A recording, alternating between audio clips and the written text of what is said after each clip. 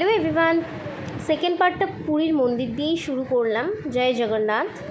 তো যাই হোক, আজকের পুরো ভিডিওটা স্কিপ না করে দেখুন, আশা করি আপনাদেরও খুব ভালো লাগবে।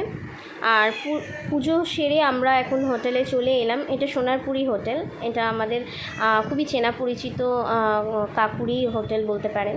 আপনারাও চাইলে ভিজিট করতে পারেন সোনারপুরি হোটেল। ভীষণ ভালো অ্যারেঞ্জমেন্ট আর ম্যানেজমেন্ট তো সত্যিই ভীষণ ভালো।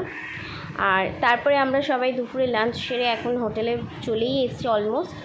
আর মিমি সোনার বাবান সোনাকেও একটু তৈরি করে নিলাম খাইয়ে দাইয়ে, কারণ বিকেল হয়ে এসছে।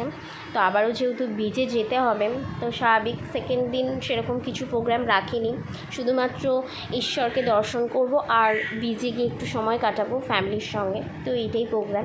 তো চলো, বিচে চলেই আসা হয়েছে। এখানে দেখতেই পাচ্ছেন আমার দুই দিদি, আমার হাজব্যান্ড আর বাবান সোনা এখন উটের পিঠে চড়ছে আর কি।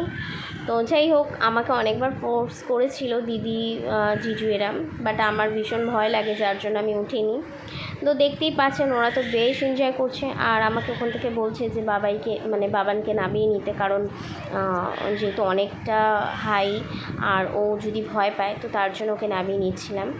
তো যাই হোক, তারপরে এখানে দেখতেই পাচ্ছেন সন্ধ্যার ভিউটা কতটা সুন্দর।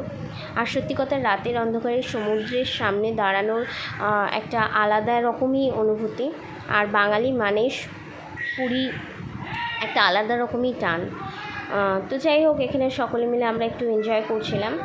আর পুরীর মন্দিরের কিছু মুহূর্ত আপনাদের সাথে শেয়ার করলাম, কারণ পুরো ভেতরটা ফোন অ্যালাউ নেই, যার জন্য দেখাতে পারলাম না। তবে যতটুকু পারলাম আপনাদের সাথে শেয়ার করলাম। আর অবশ্যই আপনারা কমেন্টে জানাবেন কেমন লাগলো ভিডিওটা। আর ভিডিওটা ভালো লাগলে একটু লাইক শেয়ার সাবস্ক্রাইব করে দেবেন। আর নেক্সট পার্টের জন্য আপনারা অবশ্যই ওয়েট করুন, খুব তাড়াতাড়ি আসছে থার্ড পার্ট নিয়ে আমি আবারও আসব। আর আজকের মতো এইটুকুই, আবারও দেখাবে নেক্সট ব্লগে। চলো টাটা। আর কমেন্ট করতে অবশ্যই ভুলবেন না, তাহলে তো আমি আরও বেশি করে আপনাদের নতুন নতুন ভিডিও নিয়ে আসতে পারবো।